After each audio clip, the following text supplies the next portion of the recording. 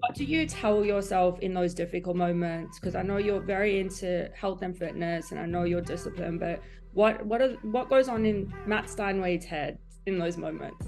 I think today that answer would have been very different 20 years ago. I think today I'm just literally trying to find the best version of myself every day. So I don't drink. I don't obviously don't take drugs. I've been married 3 times. I've got 7 kids. That's been very difficult rebuilding and rebuilding. But you learn things as you go. I've got a newborn.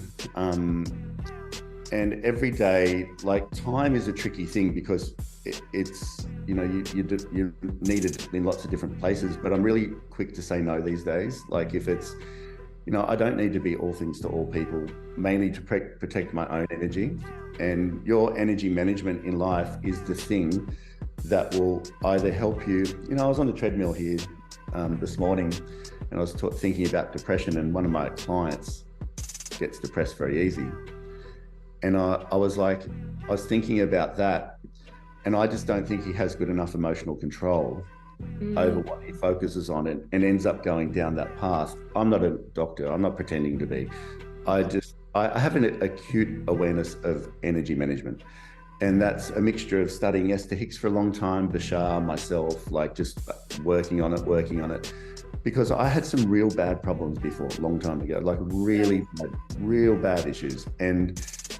But I could see that the more in control I got of my day, the more my life steadied as well. And then also the choices along the way around who you're going to hang out with, what are you going to eat, what are you going to drink. Like, people turn to drinking on a weekend, and friends of mine trying to find this relaxed state or this enjoyment state, and they look forward to that.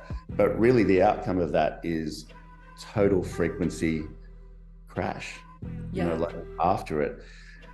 And I'm not telling people not to drink, do whatever suits you, but I can tell you today, I'm healthier, I'm happier, my life is the best it's ever been at 51.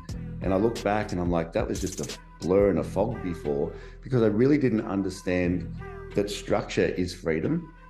Like, yeah, it really is. Like, the discipline, a lot of people say to me, you're so disciplined. Not really. Well, I am, but I'm like, I've got these steps that I need to take every day, because at 55, I want to be the fittest version of myself, like whatever that is. I still want to have a bit of an idea of what that looks like, but I know if I just keep doing this, it's going to end up there. And even with wealth and things, I'm comfortable. People would say I'm relatively wealthy, but you don't need too much money to be peaceful. And I think peace of mind is very important. So I drive a Land Cruiser, 219 Land Cruiser. I'll never have a car loan again. Things like this. People so they want to have these exterior things where they go get a loan for this and go get a loan for that and put this on Afterpay and this.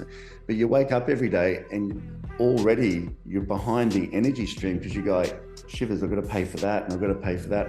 I'd rather drive a Corolla around that I owned. So I never have to think about that extra payment over here or that extra. And I know we're not talking about money exactly, but that's all part of it. I think there's a lot of pressure today on people because they're putting it on themselves, because they're spending too much, they're buying things they really don't need. It really does create an unsteadiness in life. Once you find your center in life, where your living expenses are vastly different than what you earn, even if you earned $100,000 a year, if you spent $50,000 a year, you're really comfortable. Or $40,000 a year. So I look for peace of mind, steadiness, with excitement over everything. If I don't want to go to a dinner because I just don't want to in the night, I just say no to the people. And people say, "Oh, right, why not?" I say, "Oh, I don't feel like it. I go to bed at 8:30.